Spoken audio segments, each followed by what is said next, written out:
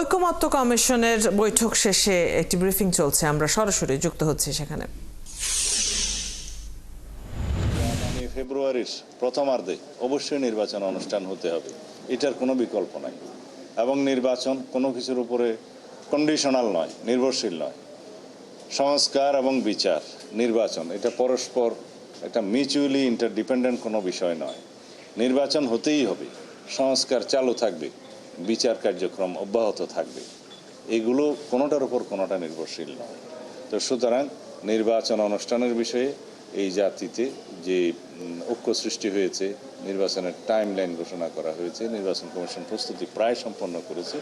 সুতরাং আমাদের যে দীর্ঘদিনের সংগ্রাম, ভোটাধিকার প্রয়োগের যে আন্দোলন, যার জন্য আমরা রক্ত দিয়েছি, শহীদ হয়েছি, সেই ভোটাধিকার প্রয়োগের মধ্য দিয়ে একটি প্রকৃত গণতান্ত্রিক রাজনৈতিক সরকার প্রতিষ্ঠা হবে, সংসদ প্রতিষ্ঠা হবে। তার মধ্য দিয়ে আমাদের সমস্ত গণতান্ত্রিক অধিকারগুলো আমরা বাস্তবায়ন করবো ইনশাআল্লাহ। ধন্যবাদ।